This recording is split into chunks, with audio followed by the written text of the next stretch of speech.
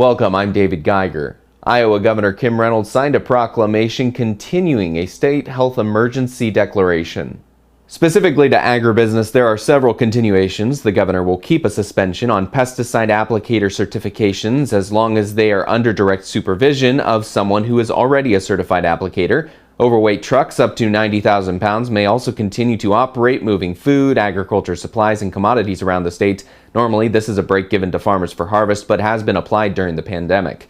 And the governor is directing the Iowa Department of Agriculture to keep up financial assistance to livestock producers who need to dispose livestock because of market disruptions.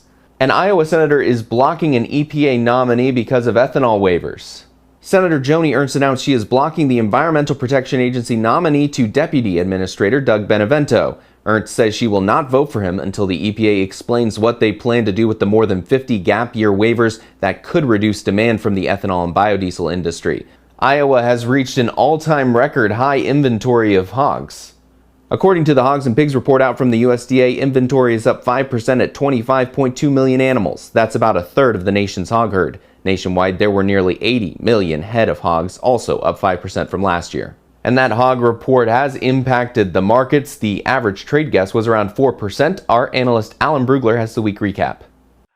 Well, it was kind of ugly this week. The market on corn in particular just kind of sold off all week, accelerating on Wednesday and Thursday. There were a combination of things going on. Ethanol demand is perceived as taking a hit because of the COVID outbreaks in the South. The bean market is totally different in that Brazil has exhausted most of their exportable supply. China does have to come in and buy some. Kind of hunkering down and waiting for the Tuesday, June 30th planted acreage and grain stocks reports. Well, cattle futures have been going more sideways. The market, again, is trying to find support here. Seasonally, it's typically weak into the end of June and then picks up a little bit after that.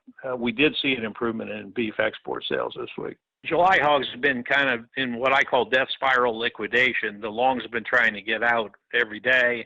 The Hogs and Pigs report did not do July or August hogs any favors because it showed more than 5% increase in hogs year over year. Trade had been looking for a little smaller increase. The industry is going to be trying to play catch up on hog slaughter at least into September. Manufacturers of agricultural equipment are still struggling with COVID-19.